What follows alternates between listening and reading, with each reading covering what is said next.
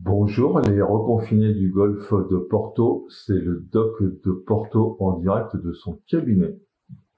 Ça me rappelle des souvenirs, hein. Je sais pas s'ils sont bons ou ils sont mauvais, mais il y a bien longtemps que j'avais fait une vidéo. Alors pourquoi j'ai pas fait de vidéo pendant le second confinement? Pour diverses raisons. Parce que j'avais moins de temps, parce que j'ai travaillé j'ai fait très peu de téléconsultations, contrairement au premier confinement. Deuxièmement, j'avais, faut bien l'avouer, une motivation un peu moins importante. Et comme beaucoup de gens, un moral un petit peu dans les chaussettes. Et puis, je me suis dit, l'hiver va être long, autant refaire un petit peu des vidéos.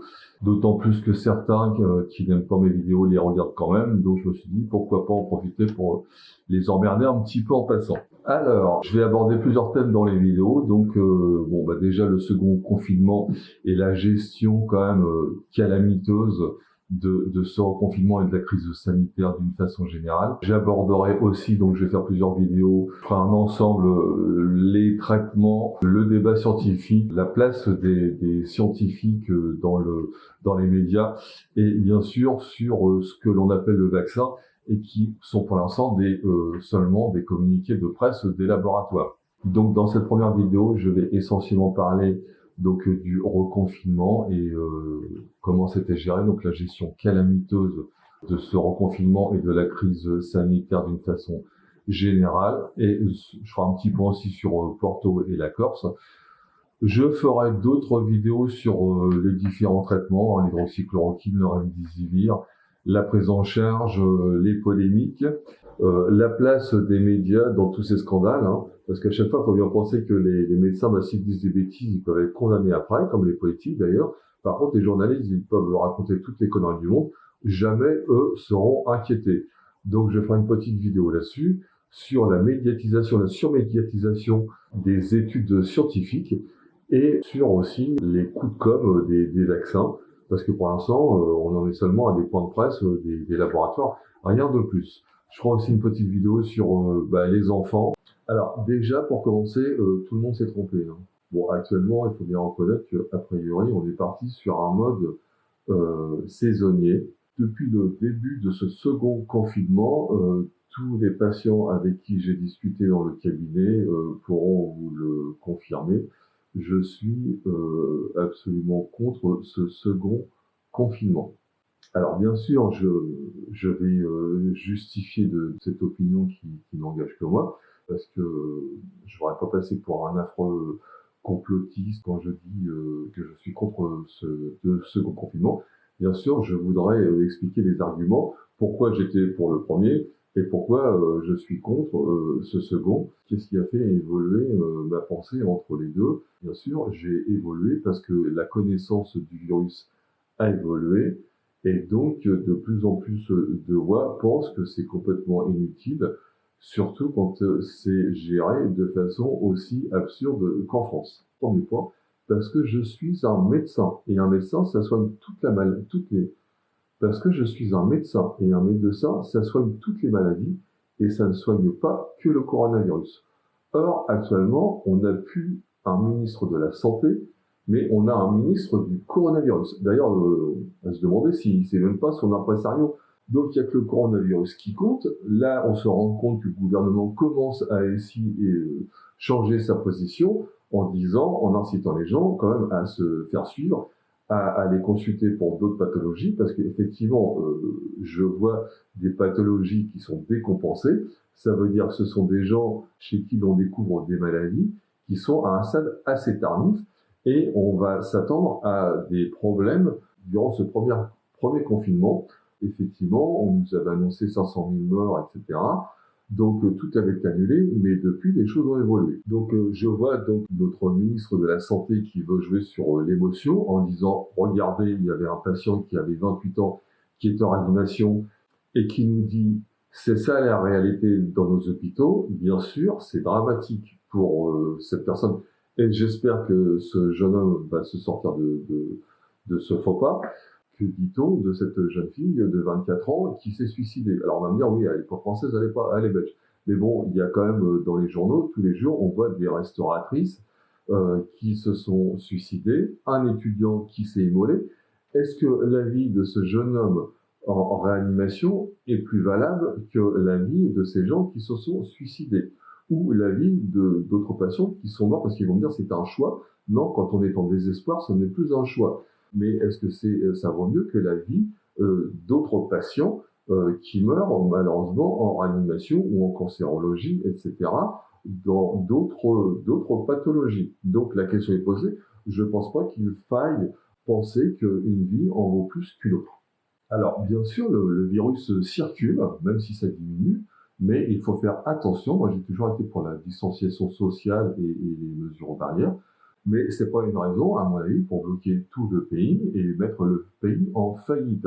Ce que je veux dire par là, c'est qu'on a médiatisé la réanimation, hein, on nous fait voir des messages anxiogènes toute la journée.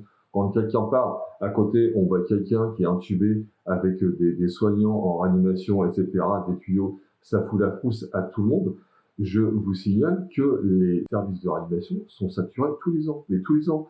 Moi, j'étais étudiant, les services de réa étaient saturés tous les ans et on faisait des transferts tous les ans. Donc, il y a 30 ans, j'étais de garde. Donc, tous les ans, le SAMU, ça se faisait souvent de nuit parce qu'il y avait moins de travail en ce mur. On allait d'un hôpital vers un autre, on transférait un malade de réanimation vers un autre, éventuellement en interrégion.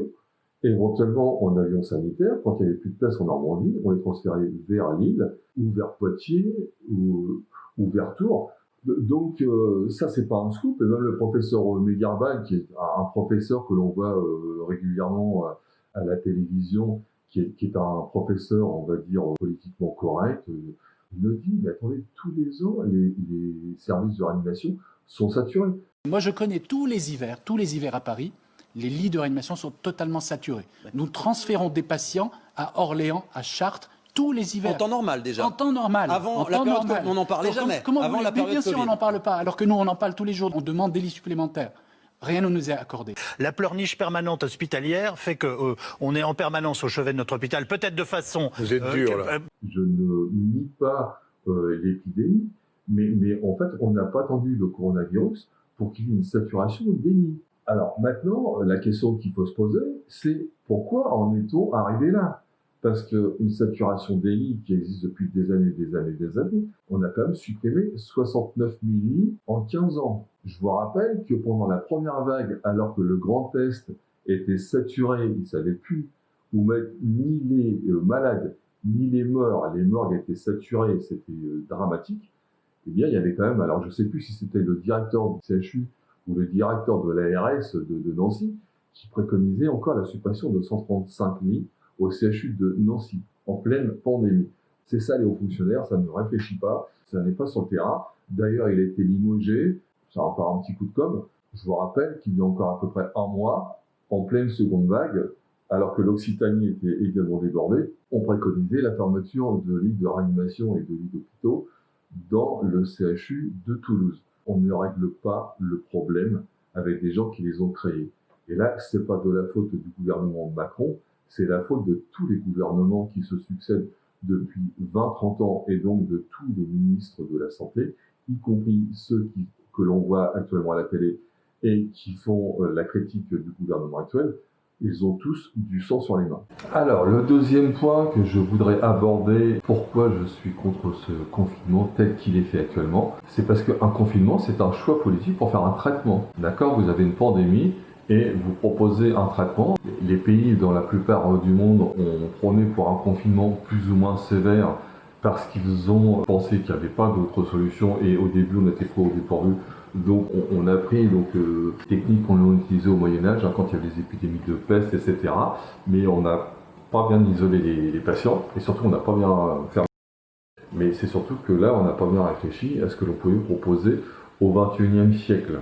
Donc, comme tout traitement, il faut toujours étudier la balance bénéfice-risque. Je pense que le confinement à l'heure actuelle, la balance, elle n'est plus en faveur des bénéfices. Donc bien sûr, ce reconfinement va avoir un effet bénéfique sur l'entrée des patients en hospitalisation et en réanimation, bien que certaines études commencent à contester cela, et je ferai une deuxième vidéo, pourquoi effectivement les études sont contradictoires et pourquoi il ne faut pas les médiatiser immédiatement.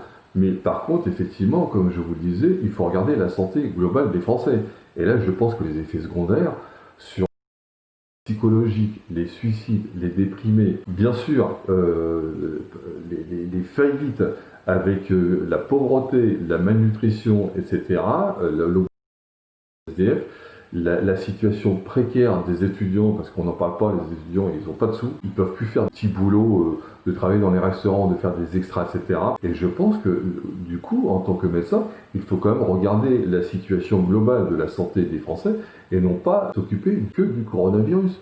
Donc encore une fois, je ne nie pas du tout la mortalité et même les séquelles, par exemple, pulmonaires ou neurologiques, comme la persistance de la perte du goût d'odorat du coronavirus, mais je pense qu'il faut quand même arrêter d'avoir des œillères et regarder, en tant que médecin et en tant que ministre de la Santé et gouvernement, la santé des Français dans leur totalité. Le problème qui se pose aussi, c'est que, en mars, on nous a dit, vous êtes confinés, on n'a pas le choix, on est trop dépourvus, les Chinois nous annonçaient une catastrophe, on nous prédisait 400 000 morts en France, et encore, nos dirigeants s'appuient sur des courbes et des projections qui sont complètement fausses, c'est faux depuis le début, donc la vérité est toujours moins importante que les projections. Heureusement, on ne peut que s'en féliciter, mais là on peut écouter par exemple Macron, il nous avait dit par exemple, quoi que l'on fasse, c'est-à-dire on va être confiné, mais même en faisant ça, nous aurons 9000 patients en réanimation mi-novembre. On l'écoute, c'est pas moi qui l'invente.